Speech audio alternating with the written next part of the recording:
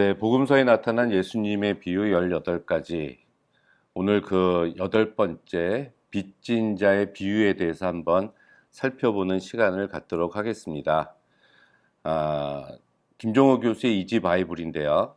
저희들이 벌써 7개를 넘어서 오늘 8번째 시간인데 오늘도 아주 유익한 시간이 되기를 주님의 이름으로 간절히 바랍니다.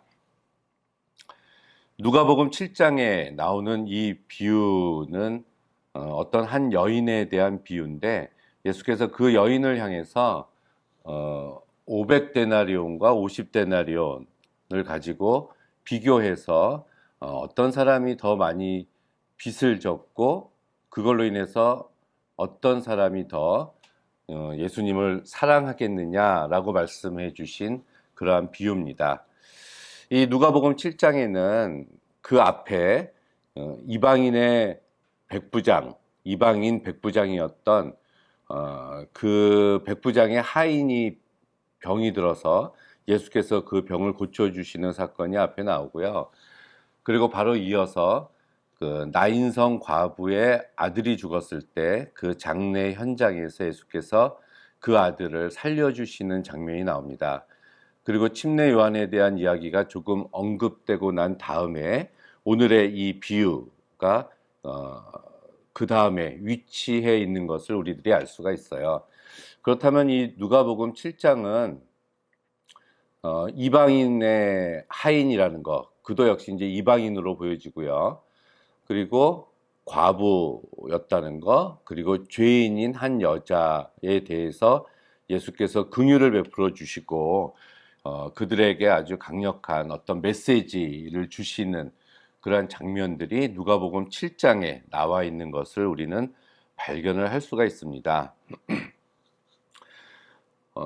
누가복음에서는 총 예수께서 바리새인에게 초청받으셔서 그 집에 가서 식사를 하시게 되는 장면이 나옵니다. 오늘 이 본문도 그 중에 하나인데요. 어느 날 예수님이 바리새인 시몬이라는 사람의 집에 초청돼서 음식을 먹고 있었던 중에 어떤 여인이 들어옵니다. 근데 이 여인의 이름 앞에 죄를 지은 한 여자라는 수식어가 따라붙어요. 그래서 어떤 죄인이었던 그 동네 사람들에게 의해서 죄인으로 불리워지는 한 여인이 있었습니다.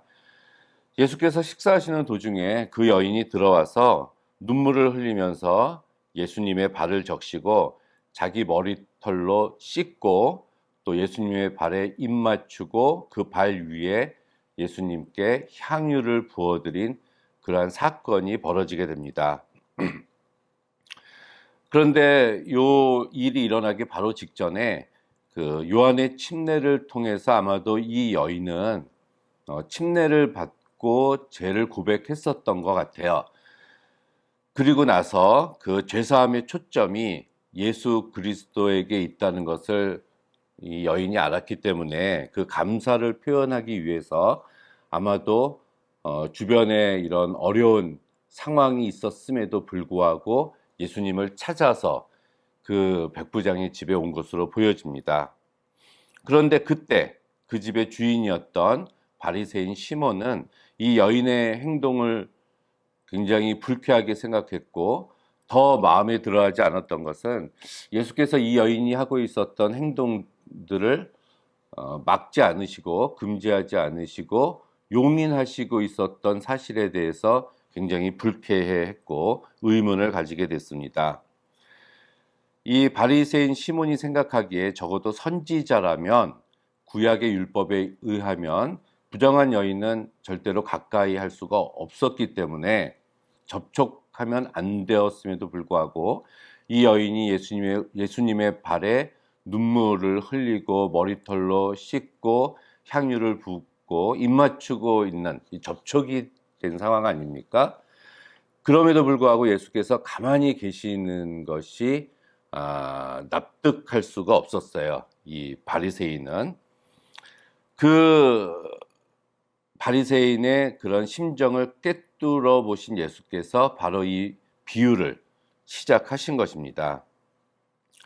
사실 구약 시대 때도 그렇고 이 예수님 시대 때도 이 유대인들은 자기 집에 손님이 찾아오면 그 손님의 평화를 기원하는 입맞춤을 하고 발을 씻겨주고 기름을 그 머리 위에 바르게 됩니다. 이것은 우리 시편 23편에도 나오고 있죠. 그런데 이 본문을 유심히 우리가 살펴보면 이 바리새인은 예수께 그러한 행동을 하지 않았던 것을 우리는 발견을 할 수가 있습니다. 그렇다면은 그는 예수님이 선지자라고 생각을 하면서도 귀하게 손님 대접을 하지 않았을 수도 있지 않았는가 하는 의문이 생기게 돼요. 그냥 평범하게 식사 한 끼 대접하는 그 정도의 호의를 베푼 것은 아니었나 하는 생각이 듭니다. 하지만 이 사람과 비교해서 이 여인은 달랐죠. 물론 자신의 집으로 초청한 것은 아니었지만 먼저 예수님을 만나자마자 감격의 눈물을 흘리고 그 눈물이 얼마나 많이 흘렀으면은 예수님의 발을 적실 정도까지가 되었고 자기의 머리카락으로 그 발을 닦아주고 입 맞추고 향유를 부었습니다. 아마 이것은 예수께서 자신이 지었던 지난날의 모든 많은 죄를 아마도 예수 그리스도께서 용서해 주셨다라는 확신이 들었기 때문에 그것에 대한 감사를 표현한 걸로 보여져요. 이 바리새인 시몬은 스스로 자신을 옳은 사람, 의인이라고 생각을 했기 때문에 눈물을 흘릴 필요가 없었어요. 그렇기 때문에 하나님의 은혜나 하나님의 용서도 아쉽지 않은 사람이었습니다. 본인이 의인이라고 생각했기 때문에 그래요. 그래서 예수께서는 시몬의 생각을 다 알고 계셨기 때문에 많은 빚을 면제받은 사람이 그에게 빚을 내준 사람을 더욱 사랑하듯이 많은 죄를 용서함 받은 사람이 그를 구원해 준 구원자를 더 사랑한다라는 의미에서 이 비유를 말씀을 하신 겁니다. 예수님의 비유의 내용은 이제 두 사람이 등장하는데요. 이제 한 사람은 500데나리온의 빚을 졌고 또 한 사람은 50데나리온의 빚을 졌다. 10배죠. 이렇게 두 사람을 등장시키십니다. 이 두 사람 모두 다 갚을 그런 방도가 없었어요. 그래서 돈을 빌려준 사람이 두 사람 모두 각각 그 빚을 탕감해 주었는데 예수께서는 탕감받은 자 두 사람 중에서 누가 더 그 탕감해 준 자를 사랑할 수 있겠느냐라고 이 비유에서 말씀을 하신 겁니다. 사람마다 살아가는 데 있어서 기준이 있습니다. 이 바리새인 시몬이 살아가는 데 있어서 사람을 비교하는 기준은 그는 그 사람이 얼마나 의로운 삶을 살았는가, 죄를 짓지 않는 그러한 삶을 살고 있느냐였어요. 이 바리새인은 자신이 하나님의 율법에 근거한 구별되는 삶, 거룩한 삶을 살고 있었다고 스스로 아주 확신하고 있었던 사람입니다. 바리새, 파라쉬라는 말이 구별되다였고 우리 신약 성서에 등장하는 모든 바리새인들은 이렇게 스스로 옳다 여기는 그런 착각 속에서 살고 있었던 사람들로 등장을 하고 있습니다. 반면에 이 시몬의 집에 들어온 이 여인을 수식하는 말은 여인 앞에 죄를 지은 그 여자라는 죄라는 수식어가 붙습니다.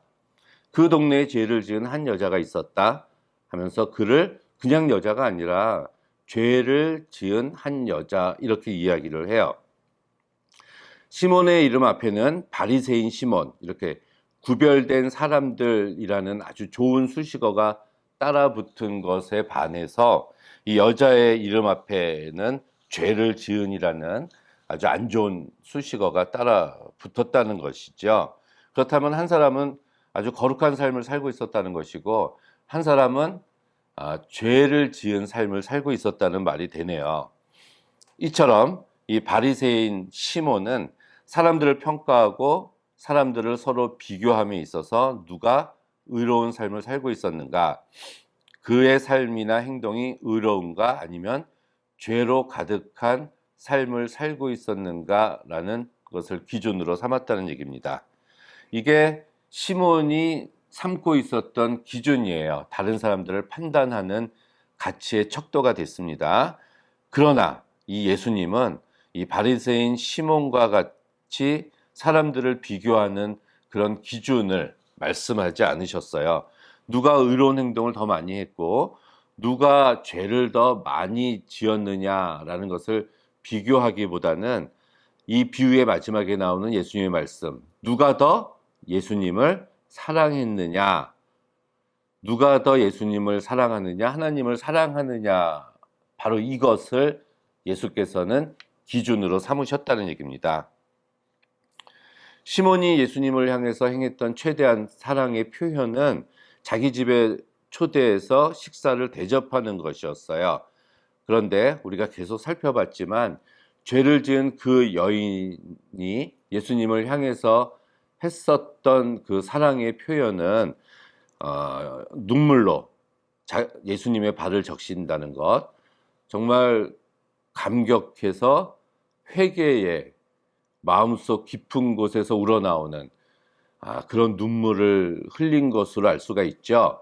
그리고 자기 몸의 일부분으로 예수님의 발을 닦고 최대한의 존경의 표시로 예수님의 발에 자기 입을 맞추고 그 예수님의 발에 값비싼 향유를 부은 것입니다. 이것이 바로 예수님을 향한 그 여인의 마음이었어요. 시몬이 예수님을 자기 집에 초대해서 한 끼 식사를 대접할 정도의 적당한 사랑의 표현이었다면 이 여인은 자기가 가지고 있는 모든 것을 드리는 뜨거운 사랑을 바로 예수님께 드렸던 겁니다. 그리고 이 누가복음의 저자 누가는 이 여자가 예수님을 얼마나 사랑했는지 자신의 눈물로, 자신의 머리카락으로, 자신이 가져온 그 귀한 향유로 예수님의 발을 씻기는 바로 그 장면을 클로즈업해서 표현을 아주 자세하게 하고 있는 것입니다. 그래서 예수님도 역시 그녀의 행동, 예수님 자신을 향한 그러한 사랑의 표현에 집중하셨어요. 그래서 이 이야기를, 비유를 끝마치신 다음에 예수께서 시몬에게 한 질문은 갚을 것이 없으므로 둘 다 탕감해 주었으니 둘 중 누가 더 그를 사랑하겠느냐 이겁니다. 본래는 누가 더 사랑하겠느냐보다 빚을 탕감해 줬으니까 누가 더 고마워하겠느냐, 누가 더 시름을 덜겠느냐, 이 말이 사실은 맞아요. 그런데 예수께서는 그렇게 말씀하지 않으시고 사랑에 대해서 질문을 하셨습니다. 누가 더 빚을 탕감해 준 사람을 사랑하겠느냐, 누가 더 사랑하겠느냐, 바로 그 말씀이죠. 그렇다면 이 비유의 핵심은 주님을 향한 이 사랑의 마음과 주님께서 우리들에게 베풀어 주신 그 은혜를 누리는 깊이는 서로 비례한다는 얘기입니다. 사랑과 은혜가 비례한다는 거예요. 사랑이 크면 은혜도 크다는 얘기죠. 우리가 은혜를 많이 받았으면 그만큼 더 많이 사랑한다는 얘기입니다. 50데나리온 빚진 자보다 500데나리온 빚진 자가 더 많이 탕감을 받았기 때문에, 더 많은 은혜를 받았기 때문에 더 많이 사랑한다는 이야기예요. 그러고 예수께서는 마지막에 이러므로 내가 내게 말하노니 그 많은 죄가 사하여졌다 하면서 이는 그녀의 사랑함이 많음이라, 사함을 받은 일이 적은 자는 적게 사랑하느니라 하면서 결론을 내려주십니다. 사함 받은 일이 적은 자, 죄를 적게 용서받은 사람, 죄 용서의 은혜를 적게 누리는 사람은 주님을 적게 사랑할 수밖에 없다라는 말씀이에요. 이 말을 우리가 반대로 뒤집어서 생각을 해보면, 누군가 자신이 그리스도인이라고 이야기를 하면서 내가 예수님을 적게 사랑하고 있는 사람이 있다면, 그 사람이 예수님을 사랑하기는 하지만 뜨겁게 그 사람이 예수님을 사랑하고 있지 않다면 그 사람은 바로 예수 그리스도께서 베풀어 주신 이 죄 용서의 은혜를 적게 누리고 있다는 얘기입니다. 마찬가지로 또 반대로 누군가 예수님을 아주 뜨겁게 사랑하고 있는 사람이 있다면 그 사람은 예수께서 베풀어 주셨던 죄 용서의 은혜를 풍성하게 누리고 있는 사람이라는 얘기예요. 그렇다면 시몬은 왜 예수님을 적당히 그저 한 끼 식사를 대접할 수 있는 그 정도로 사랑을 했을까요? 시몬도 예수님을 사랑하지 않은 것은 아니에요. 예수님을 미워한 것도 아닙니다. 하기는 했지만 적당히 했죠. 그것은 바로 예수님이 베풀어 주시는 죄 용서의 은혜를 풍성하게 누리지 않았기 때문에 그랬다는 얘기입니다. 겉으로 보기에 이 바리새인은 굉장히 거룩해 보이고요. 외관상으로 흠이 없는 자처럼 보입니다. 그렇지만 그의 마음속에는 하나님께 대한 감사함도 없고요. 주께서 베풀어 주신 죄 용서함에 의해서 누리는 풍성함도 없고 그냥 경건의 모양만 있는 외면적인 경건만이 자리를 차지하고 있는 사람입니다. 반면에 이 여인은 주님을 자신의 모든 것을 다 바쳐서 이 여인이 예수님을 사랑한 이유는 바로 그 여인 속에 예수님의 충만한 놀라운 은혜가 있었기 때문에 그래요. 우리가 예수님을 뜨겁게 사랑하지 못하는 이유는 바로 우리에게도 우리를 죄 용서해 주시는 하나님의 은혜가 많이 식었기 때문에 그렇습니다. 이 여자는 자신이 큰 죄인이라는 사실을 알았기 때문에 예수님을 더욱 간절히 찾았고 바로 자신의 죄를 용서해 주시는 예수님의 은혜로 인해서 바로 예수님을 뜨겁게 사랑했던 거예요. 자신의 죄가 크지만 그 죄악을 예수께서 용납하시고 받아주셨다는 믿음, 그리고 그 믿음에서 비롯된 예수님을 향한 뜨거운 사랑, 바로 그것이 이 여인을 구원으로 인도를 했습니다.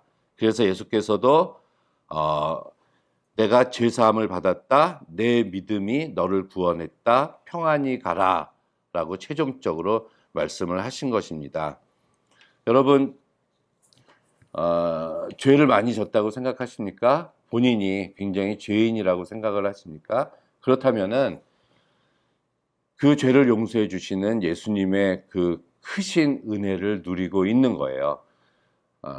아무리 우리가 큰 죄를 지었다고 하더라도 예수님의 은혜를 생각하고 예수님이 사랑해 주신다는 그러한 확신을 가지고 주께 나오면 바로 이 여인에게 임했던 예수님의 크신 긍휼하신 은혜가 바로 여러분에게도 임하게 될 줄로 믿습니다.